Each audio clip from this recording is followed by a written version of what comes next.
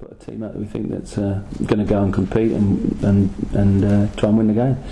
So yeah, it's just what else could we do? We're going to Anfield. Excitement around the squad this week? Yeah, it's been a bit funny because obviously the game called off on Saturday and we've had to train inside. It's the first time we've been able to get on grass for a little while, to be honest. So, but now you can tell there's a lot of excitement around the place. I think for me, we just want to go there and make sure that we play. You know, we've got to compete, but we've also got to play. There's no point competing without playing. You have to do both. And you know, if you can do that, and I think we did that in the first game, you never know where that might take us. Do you reckon you'll be able to silence the cop? I think we score, we might. I think, no, I mean, listen, they've got terrific supporters there. I've played there myself, and you know, when you run out in front of the cop, it's something special, and I want our lads to enjoy every minute of it and have no regrets. Are you expecting a strong side from Rafa Benitez as well? Yeah, I think they'll put out a similar sort of side. Whether it'll be completely the same, I don't know, but off the back of their postponement on Sunday, I would imagine they'll put out a very, very strong side, because you know, they want to win the FA Cup. It's not really a distraction away from the league in a sense, is it? It's a massive games risk, aren't they? Yeah, I don't understand what a distraction from the league means. I mean, I think that this is the next game. It's a cup game against Liverpool, so it's our focus is on this game, nothing else. You know, Saturday's game takes care of itself, but we play this one first, and you know, we've got to enjoy it. You can't look too far ahead. You just enjoy the situation that you're in. We're travelling up today. We've done our preparation. We think we're prepared and we're ready, and we're looking forward. The facts on the telly put a bit more pressure on the players as well, or were you still in that hospital? No, I think it's just, listen, I would imagine they'd relish it, and that's what they've got to do. If you're on the TV, and you know, they want to excel on the TV, and you know, the worst thing is you play in front of the TV and you don't turn up. Yeah. And we need to make sure that we do that, and we play and we pass it and we compete, and it's a good game. I imagine the neutral fan would be, they always root for the underdog or whatever. I imagine there'll be a lot of people out there willing you on to do well. Yeah, I'm sure the bookies are. Yeah. But no, I mean, like I say, we have to go there and do our jobs and be professional and enjoy it. That's the key. But relish the occasion. I mean, to be fair to Rafa, you know, you paid your team lots of compliments after that performance as well, didn't he? You know, it's not like he said it was one of those days. Yeah, he told us not to bother about the cup. He said, just worry about the league. That's what he said to me after. I liked him. He was a nice guy. He spent half an hour inside with speaking to our staff with Sammy Lee, and I know Sammy anyway. So no, it was good. It's good. I didn't get a chance to talk to him too much. Hopefully, I'll get that chance after the game. Did the game fill the players with a sort of belief that they weren't playing against giants, that they're playing, I know it's a cliche, but it's 11v11. They must have come off the field thinking either we've missed an opportunity there, or we can beat them at Anfield. It's hard to say, really. I mean, over the period of 4 games that I've been involved in, I think I felt like the Bristol City game, we drew the game, and we probably should have won it. Swansea game, we could have won it. We went to Plymouth and were really, really poor, and then we had the Liverpool game where we looked strong and we looked a balanced side, and you know, we look like we can play and we can compete, and I think we've just got to carry on, really, in that vein. I mean, the last thing you want to do is go to Anfield and try to stop them from playing and not playing yourself, but I think that there's belief in our lot. You know, there's a belief that we can go there and we can do something.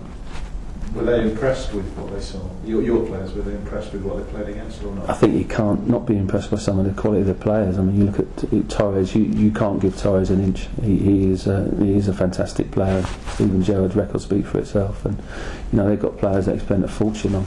So no, and playing at Anfield as well, you know, in front of their own fans. I saw them play at Aston Villa and they were impressive. I mean, Torres got a goal right at Aston Villa right at the last minute. So, you know, if you switch off for a minute against some of these guys, you've got a problem.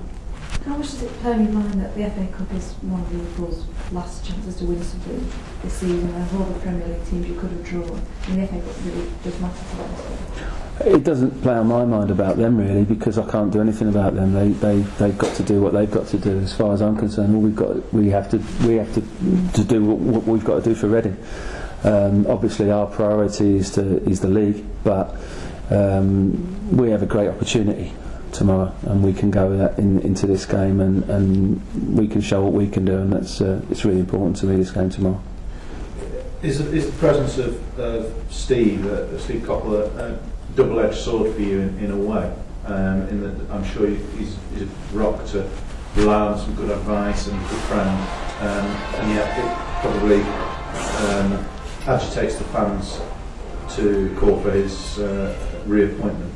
How does that play out with you? No, I understand that. I mean, he's been here. He was here since 2003, and he was terrifically successful. So I don't really think about that too much, because I can't. There's nothing I can do about that. You know, the fans called for him, and I understand that, because he was a fantastic manager. You know, from a personal point of view, he's a good friend of mine, and I speak to him regularly as a friend. So that doesn't really come into my mind. You know, my position is my position. It's been well documented that I want the job. I think I should get the job, and I think I'm ready to do the job. So that's all I can do, and I can then, you know, I can just look at the next game and try and win the next game. That's all we can do. Do you think that winning at Anfield would get you the job? I think it would help. What's the latest with John and Brian? Have you ever managed to have a chat with John recently, or is it? I spoke to the chairman yesterday, and the chairman, being the kind of guy he is, he asked me, he rang me, he said he was going to travel up to the game, and he said, is it okay if he could come on the bus on the way home? I said, Chairman, you can do whatever you like, not a problem. So, but that's the kind of guy he is, really. He's a terrific fella. He's asked me to look after the team affairs, and that's what I'm doing. You know, we've got really good staff here, and that's all I'm doing. I'm not doing any more until I'm told differently.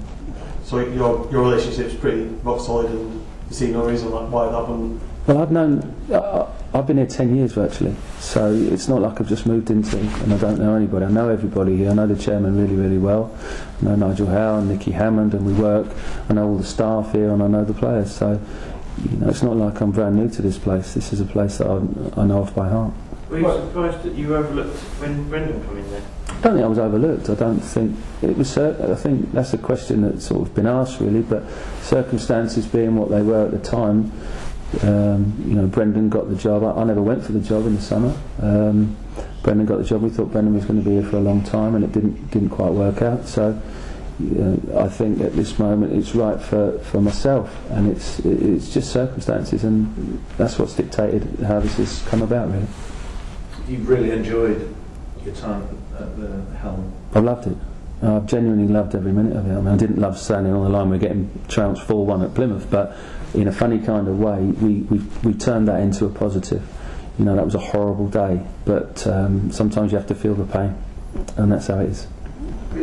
Some fans have said, is it a sort of, is the team picked by committee in a sense? You know, does everybody have a say on it, or is it? I mean, is it just you that's just one of the things. Committee? Yeah, no, you know, perhaps when Nick Hammond's involved, and No. people that is all that is people. No, it's not. It's nonsense. Yeah, complete nonsense. Brian, often when you look at these games with the, you know, huge team, if you like, with Liverpool starting as favourites and having you be seen as the underdogs, you often get a sense that the first game is the best opportunity for the underdog. And you were just saying there that you know, it's tomorrow night is really important to you. Do you still have as much belief that you can perform as well against Liverpool tomorrow night as you did in the first game? If we produce what we're capable of producing, we've got a good chance. I mean, that's the thing. I mean, listen, by definition, you're going to play at Anfield. You know, who goes to Anfield and win? Not many teams. It's, you know, you have to be realistic in that. But having said that, the key for me is we turn up, we play well, we compete. You know, we get crosses into the box, and we get shots off, and we do all the stuff that we have to do. And if we do that in a game of football, you never know what can happen.